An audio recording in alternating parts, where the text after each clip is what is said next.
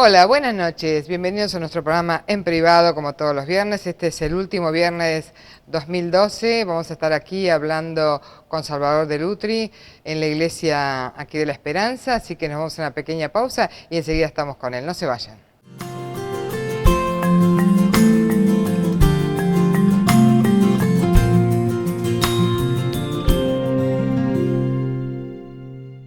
Seguimos aquí en privado, como les dije en el bloque anterior, estamos con el señor Salvador de Lutri. Pastor, ¿cómo le va? Buenas noches, Salvador. Buenas noches. Bueno, gracias por permitirnos hablar con usted en este último día del año 2012. Como siempre, hacemos la despedida charlando un poco. Sí, el año pasado también la Sí, hicimos, sí, el sí, sí, último me gusta día del hablar año. con usted para que hablemos un poco cómo ha sido este año, cómo lo ha visto en sus charlas, acá en su iglesia, cómo ve la gente que hoy está como tan alterada, ¿no? Bueno, últimamente estos días hemos visto saqueos, gente muerta, violencia, mucha Mucha violencia. violencia. ¿Qué- Yo creo ¿Cómo ve? que, yo creo que la violencia no nace de un día para otro, la violencia se va gestando, ¿no?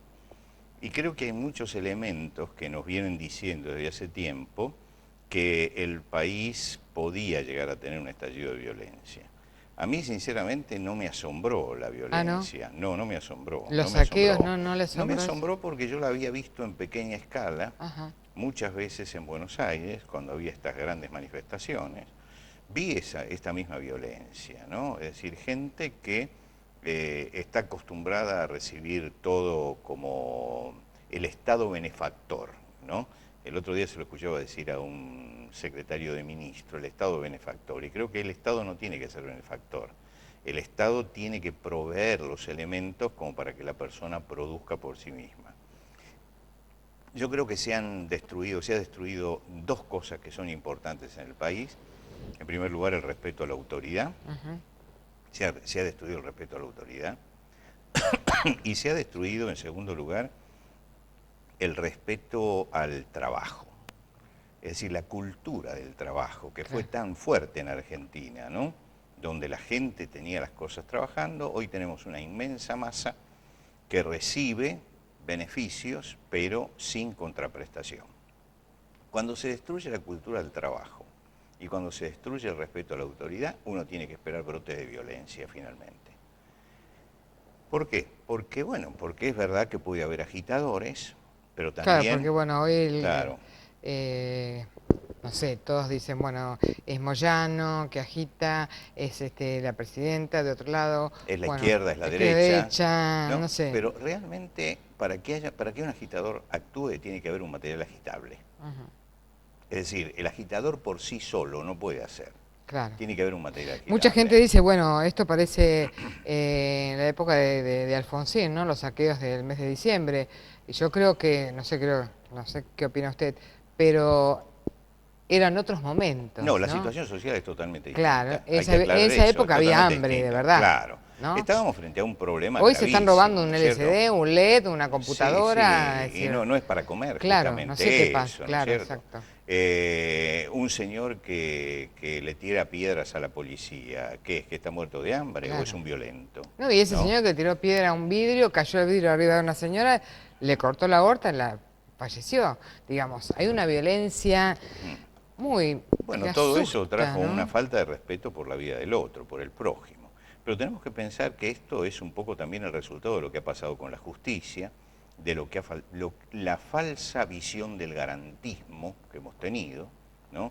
Es decir, todos queremos garantías, porque cualquiera Sí, yo que también está, quiero ¿querés garantía que garantías? un Si yo quiero juez garantías, bueno, ¿no es cierto? claro, Que por haya, supuesto. pero resulta que acá no hubo garantías, sino garantismo y abolicionismo. Entonces teníamos jueces que directamente no ponían a nadie preso, ¿no? Bueno, Es en decir, estos la días cárcel, el caso Trimarco, que están trillados, claro. Susana Trimarco, que absolvieron a Y de todos. repente hay una ola donde metemos a todos presos. Ahora están todos los Todos de presos. Cromañón presos, Claro. digamos, ¿viste? Entonces yo digo, esto no puede ser así. Es Claro, decir, tiene que haber un respeto por la claro, justicia. La idea que tiene el pueblo que es que aquí nadie paga. claro. ¿No es cierto? Es decir, escuchamos de grandes negociados en el Estado, escuchamos de nombres como Jaime, escuchamos, pero resulta que no vemos a nadie que esté pagando, Claro. ¿no? Y esto crea un sentido de impunidad. Claro, si Y yo pueden creo que los de los que arriba, los robaron de el abajo SD, también. y muchos de ellos a cara descubierta, bueno, porque sienten que son impunes. Que entran y Que salen. entran y salen, que no van a quedar detrás de las rejas, que la sociedad tiene una burocracia que finalmente los deja fuera. Y esto, cuando, mire, 3000 años atrás, Salomón decía que cuando no se ejercita justicia sobre el ser humano, el alma se predispone para hacer el mal. Es decir, si Claro, usted no castiga a su hijo, ¿no claro, es cierto? claro, Él va a claro. continuar Por por el camino supuesto. malo, porque el ser humano tiene esa Claro. característica, que Sí, es sí. hijo del rigor, ¿no es cierto? Lamentablemente. Pero Lamentablemente. es así. Pero yo digo que falla justamente la izquierda en su concepción antropológica, ¿no? No entiende al hombre como lo que el hombre es, ¿no? Y el hombre es eso. Es decir, si al hombre no se le ponen límites, siempre va a ser el mal. Claro. Yo estaba en el Central Park de Nueva York y todos los años voy y dedico un día a recorrerlo. Lo recorremos con mi esposa, es el día de descanso, ¿no? Recorremos Central Park. Porque a ella le gusta mucho la Es naturaleza, que es muy goza con lindo, la claro. naturaleza. A la mañana está lleno de gente que pasea Sí, perros, sí, sí.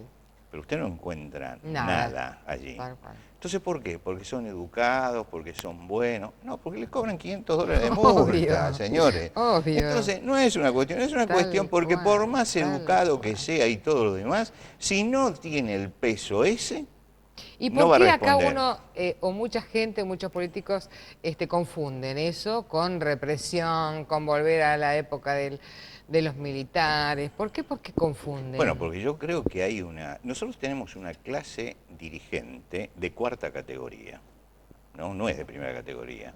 Entonces, ellos no profundizan, porque están tan engolosinados con la búsqueda del poder, que no se dedican a reflexionar y a pensar. Por ejemplo, la palabra represión es mala, es una mala palabra. Yo digo, usted ha tenido hijos, yo tengo hijos y Mm, tenemos nietos. Si yo veo a mi nieto que va a comer los tallarines y mete la mano en el plato, claro, ¿qué tal hago? cual.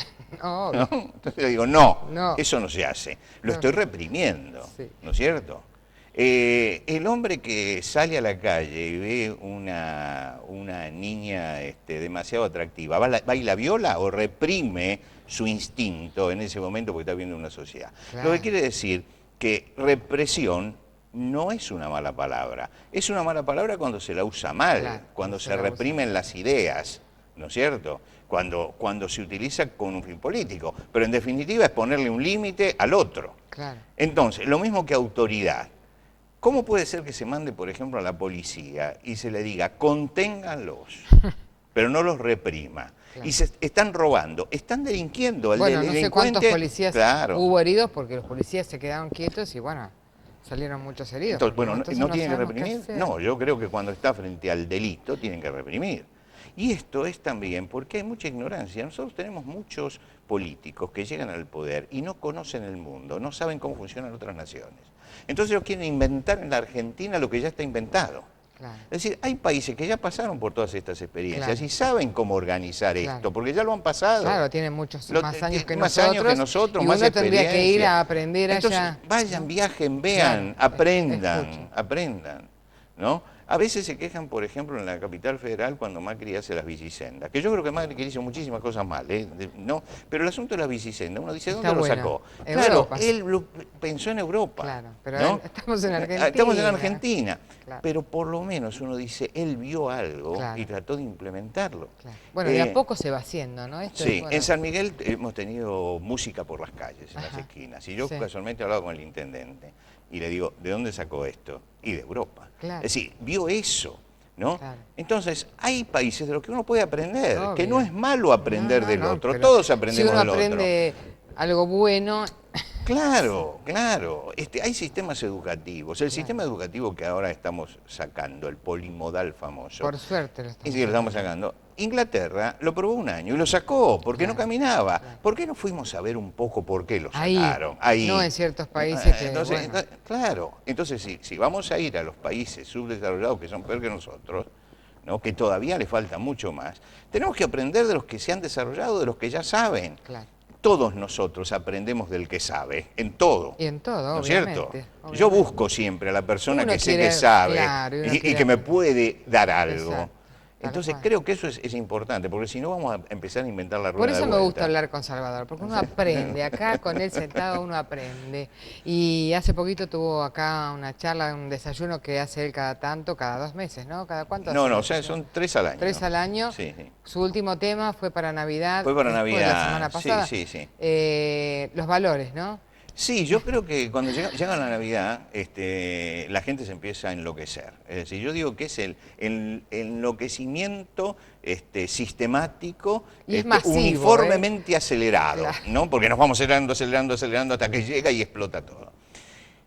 Y nos olvidamos que estamos frente a una fiesta que tiene un valor espiritual. Claro. Entonces yo digo, bueno, ¿cuáles son los valores que trajo la Navidad? Entonces hablaba de los valores, tuve que hablar de los valores que nos hacen bien a nosotros. En la Navidad Dios dialoga con los hombres, viene a dialogar. Claro. Es decir, Jesús dialogaba con toda la gente. Bueno, el diálogo es un valor importante para tener en cuenta. La humildad. Él que podía nacer en Roma o en Jerusalén, eligió un pesebre en Belén para mostrar que lo valioso es lo de la persona. Y acá falta humildad, hay demasiada soberbia, ¿no? Hay una soberbia. San Agustín dice que la soberbia es la madre de todos los pecados. Cuando yo lo leí, primero me quedé así un poco, ¿no? ¿Es verdad? Sí, es verdad, es verdad. Porque la soberbia es cuando yo creo que tengo una verdad que es superior a la de todos los demás. Claro. Entonces empiezo a marcar mis propias normas, ¿no es cierto? Mis propias leyes. Entonces ya me siento el superhombre. La soberbia me transforma en superhombre, la transforma a la mujer en supermujer. Porque dice, no, yo tengo una verdad y un conocimiento. Y no escucha al otro. No digamos, escucha, no escucha. nadie. El que no escucha es un soberbio, siempre es un soberbio. Ajá. Porque no entiende lo que es el prójimo. Claro. ¿No? Y hay un momento en que el poder nos puede llegar a ser soberbios, ¿no? Es interesante, por ejemplo, que la idea de superhombre no es de Nietzsche, aparece en Alejandro Dumas. Ah, Si usted lee, por ejemplo, El Conde de Montecristo, Sí. El mundo dantés, cuando empieza su venganza, hay un momento en que él se para y dice que él está por encima de la ley, que él es la ley, que él puede ejercitar. Es decir, tiene una razón, pero tomó tanto poder que siente que está por encima de todo. Claro. Y entonces, ¿qué es lo que se siente? Un superhombre. Entonces no lo inventa Nietzsche. Esto que le estoy diciendo no lo descubrí yo, lo descubrió Gramsci. Gramsci cuenta esto, ¿no es cierto? Dice, el superhombre ya estaba latente Claro. en la literatura. El hombre que se quiere escapar de las normas. Y creo que toda Hay- soberbia produce crispación.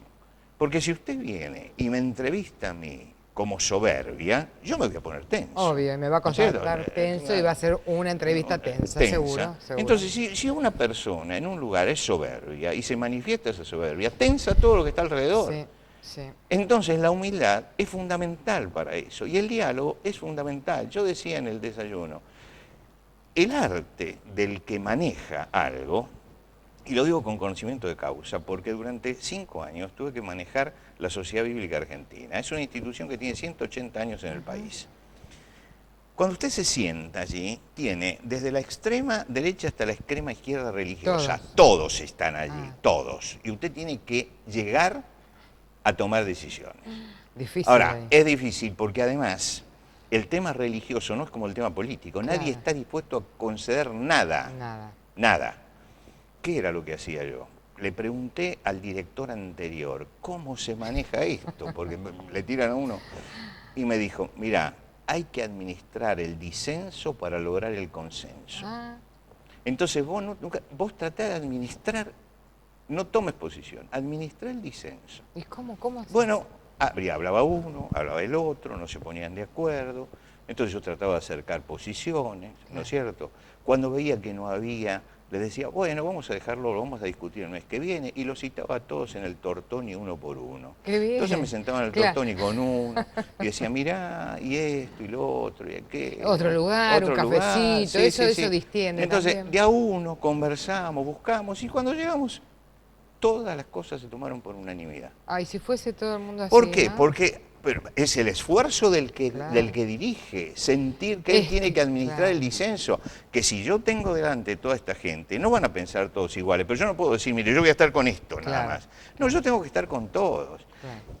En mi fuero interior Yo muchas veces dije, este tipo es insoportable. Claro.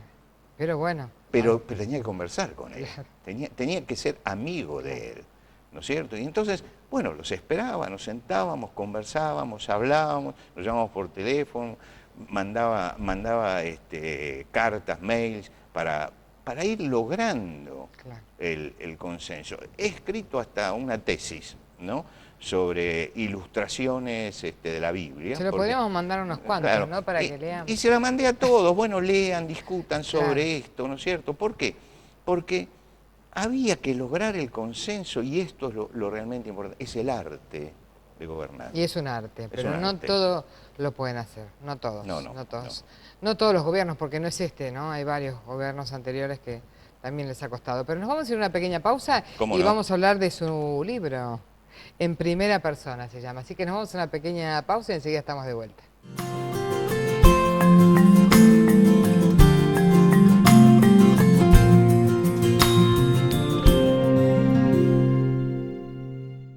Seguimos aquí en privado hablando con Salvador, un encanto de persona, el último programa del año, así que Salvador nos presenta su libro en primera persona.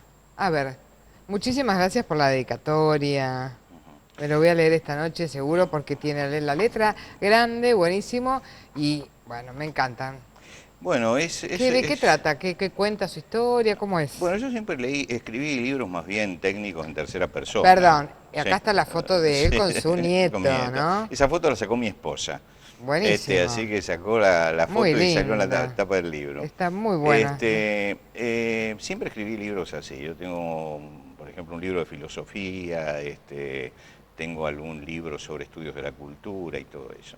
Y alguien me escuchó contar ciertas historias de cosas que me habían pasado y me dijo, pero ¿por qué no escribe un libro con sus memorias? Digo, no, yo memoria no. ¿Cómo no? Debe tener un montón. No, porque yo digo que yo elegí en la vida la aventura para adentro y no la aventura para afuera, ¿no? Pero es bueno para que la gente sepa y Claro. experiencia. Y aparte que ha viajado mucho y eso de viajar mucho y estar en otros países, algo habrá pasado en esos lugares. Bueno, ¿no? en el libro cuento todas esas historias de cosas que me impresionaron en mis viajes. Por ejemplo, en la noche que en Estados Unidos lanza la guerra contra Afganistán con las Torres Gemelas recién caídas, yo entro a Manhattan, cuando Manhattan está clausurada por todos lados, entro con un tren y puedo llegar hasta las ruinas de las Torres Gemelas. Bueno, eso es una experiencia Qué bárbaro, interesante, pues eso ¿no? fue tremendo. Tremendo.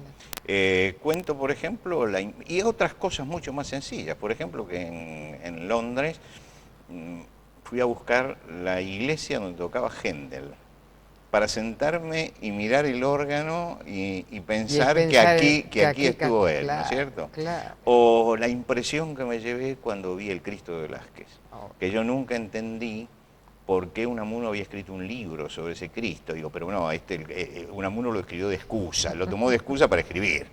Pero no, resulta que cuando lo vi, cuando uno está frente a la obra de arte, que no es lo mismo que mirarla por internet, ¿no es cierto? Ahí me di cuenta de la importancia que tenía. O cuando fui a Holanda y me encontré con una iglesia, yo iba buscando un órgano histórico, que quería verlo, que estaba en una iglesia de uno de los barrios más antiguos. No sabía que era el Barrio Rojo. Eso en Holanda. En Holanda, claro. Y crucé el puente y de repente me encuentro en el Barrio Rojo buscando esa iglesia, pero me dijeron no hay ningún peligro, así que usted puede ir, me habían dicho, así que seguí y la encuentro a esa iglesia rodeada de vidrieras con mujeres ejerciendo la prostitución. Y la iglesia clausurada, cerrada, únicamente abierta al turismo. Extraño, ¿no? Bueno, es una cosa que me impresionó muchísimo porque yo pienso en esa iglesia tanta gente fue, se casó, llevó a sus hijos, aprendió la fe, no sé, cantó, rezó, oró, hizo tantas cosas allí y ahora está cerrada. ¿Qué pasó? Y son preguntas que voy tratando de contestar, así como la historia de la influencia que tuvo mi abuelo en mi vida. ¿No ¿Qué es cierto? influencia? ¿En qué? Bueno, mi abuelo era yo no conocí hasta cuando fui grande la historia de mi abuelo. También mi abuelo era una figura paternal casi. Mi padre trabajaba, estaba armando una empresa, por lo tanto yo vivía en un departamento delante de la casa de mis abuelos. Y yo lo veía a mi abuelo que todas las mañanas él leía su Biblia. Tenía una Biblia gigantesca y la leía, estaba una hora, después oraba. y después se iba a trabajar y yo me acercaba a él. Y ahí fue cuando yo le empecé a preguntar. Yo, como todos los chicos, no sabía leer en ese momento, debía tener 4 años, le pedí que me contara un cuento. Y él me dijo, no, yo cuentos no sé, pero te voy a contar algunas historias de la Biblia. Entonces me empezó a contar la historia de David, de Sansón, Ah, allí yo entro. Y un día dije, pero ¿cómo se puede sacar de un libro todas esas todo historias? eso. Entonces, él y mi abuela me enseñaron sobre la Biblia a leer. Yo cuando llegué al primer grado Ya sabías leer. leía De corrido, de qué corrido, bárbaro. ¿no? Me enseñaron a leer. Pero después, andando el tiempo, yo descubro que mi abuelo había sido una persona golpeadora, Ah, no me digas.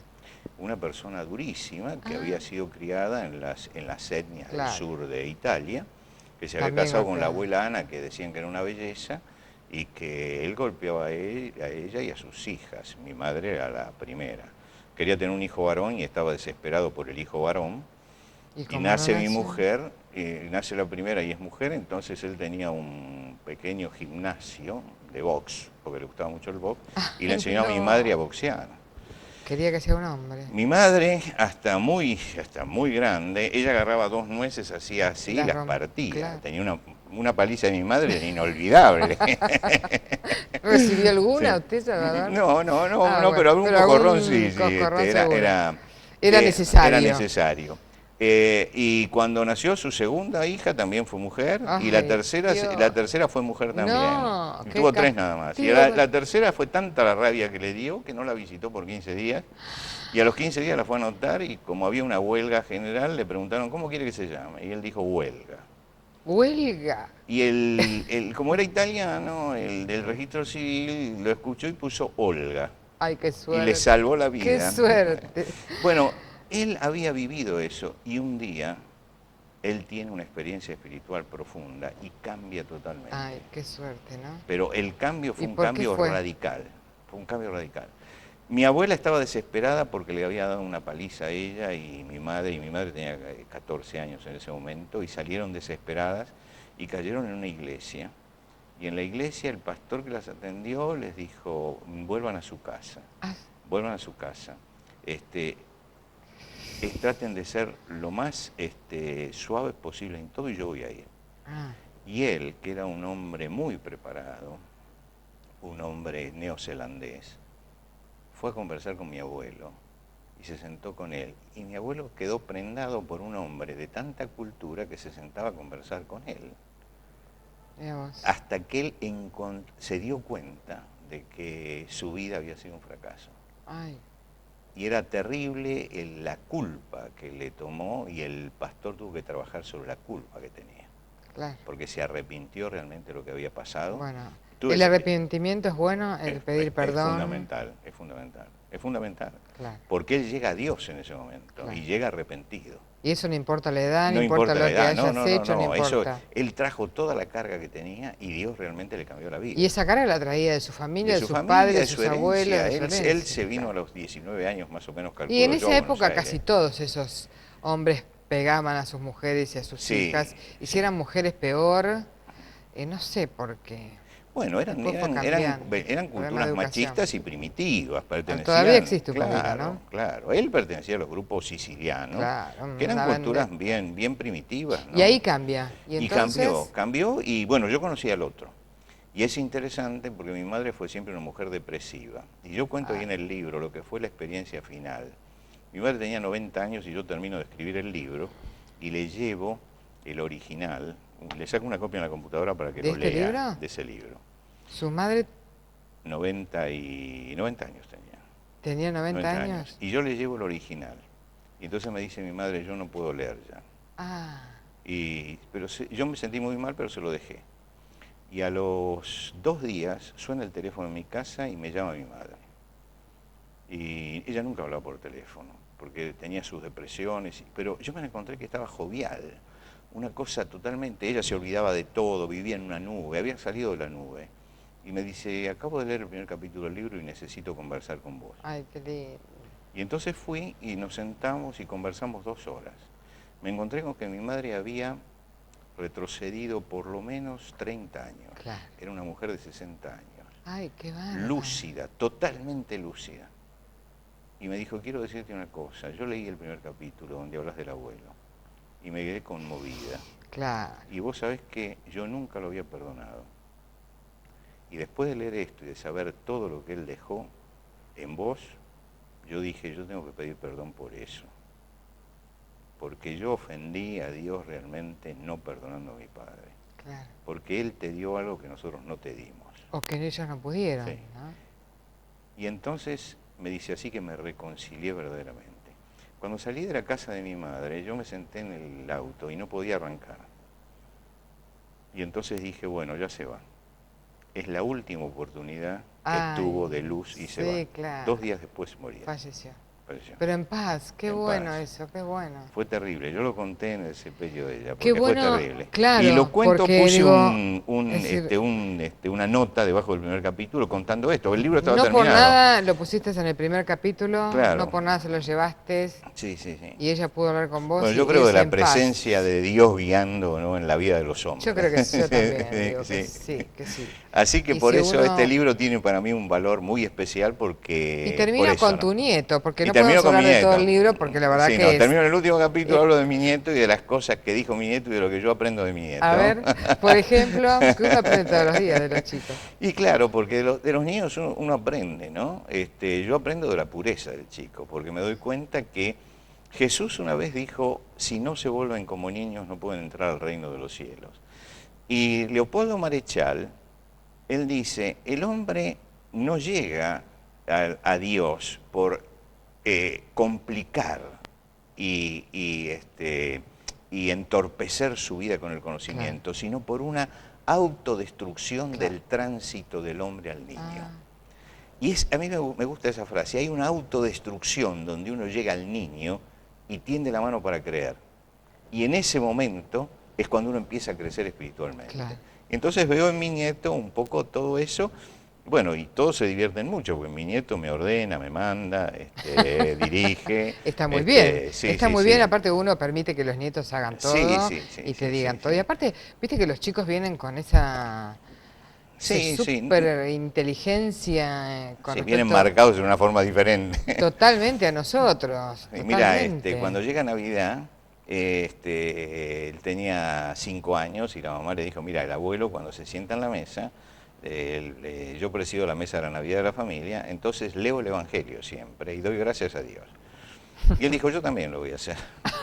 Así que se sentó conmigo y se trajo una Biblia ilustrada. Divina. Y él explicó también lo suyo, ¿no? Es que los hijos copian lo que hacen los padres, o los abuelos. Y me acompaña siempre. El año pasado a él se le ocurrió importante. algo y me dijo, mira, vamos a... Yo tengo pesebres, colecciono pesebres, y tengo una gran cantidad de pesebres.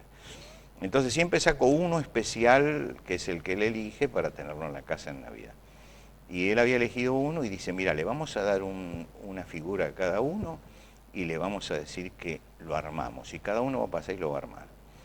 Entonces yo le dije, el día de Nochebuena, entonces le dije, bueno, pero le vamos a decir que en el momento que ponen la figura, cuenten qué fue lo más importante que les pasó en el año, ¿no es cierto? Bueno, fue emocionante, porque a medida que uno va recordando y va dando gracias por lo que pasó, uno va sintiendo realmente que el calor de Dios estuvo presente, aunque uno no lo haya notado. Claro. ¿No? Y eso a veces la gente lo pierde, ¿no? Y llegó el momento de él, ¿Y qué dijo? y él tuvo que agradecer por su hermanito que había llegado ese año. Muy duro fue, el nacimiento del hermano fue muy duro, recuerdo tuvo que, claro, un problema. Justo en esa fecha hicimos el programa. Pero él rogaba todas las noches a Dios porque quería tener un hermanito. Y yo lo escuchaba y se me partía el corazón porque sabía que había inconvenientes. Pero ese día él agradeció y cuando puso, se largó a llorar. Y entonces cuando lo vimos, yo me quebraba. Y él dice, no abuelo, pero lloro de alegría. Ay, qué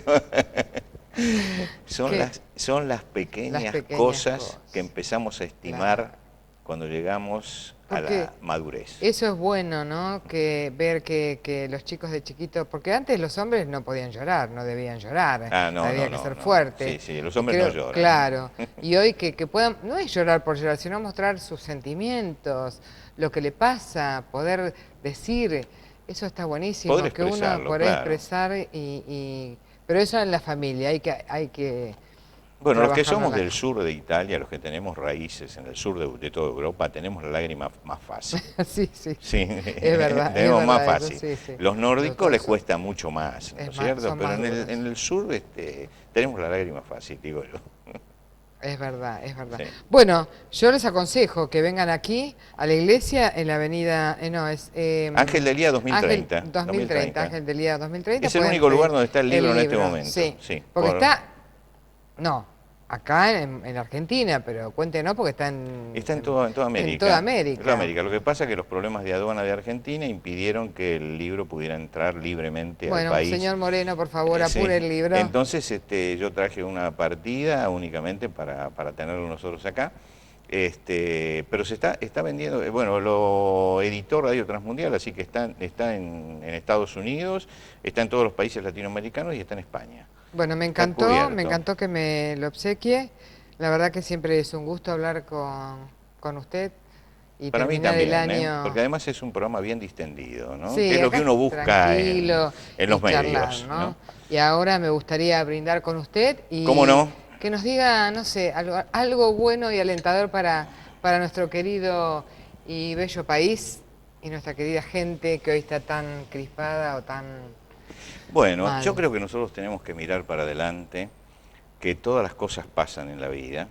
Una vez Sandrini le dijo a una persona que trabajaba con él, a un joven que estaba en una crisis tremenda y trabajaba con él en el teatro, él le dijo, mira pibe, pensá que dentro de un año te vas a acordar de esto y ya pasó, ¿no? Es decir, que la vida tiene eso, y creo que tenemos que empezar a construir el diálogo y tenemos que construir la paz interior, en primer lugar, y tenemos que además buscar ver en cada argentino nuestro prójimo y no nuestro enemigo. Y cuando veamos eso y tendamos la mano solidaria, entonces tendremos paz. Y yo brindo porque la Argentina tenga paz en el año 2013 y que sea un año de tranquilidad, de paz, donde las cosas puedan seguir los ritmos normales. Yo deseo de todo corazón que no haya ninguna alteración en lo que son las instituciones, que se cumplan, pero que haya también un diálogo fecundo donde nos podamos encontrar todos. Así que por una Argentina diferente. Yo opino lo mismo, así ¿Sí? que brindamos por eso. Brindamos. Muy feliz año. Igualmente y nos para vemos usted el y para año el programa. Próximo. Sí, espero que no en el último programa del año. No, nos vamos a ver antes. Salud. Feliz año. Nos vamos a una pausa y enseguida estamos de vuelta, no se vayan.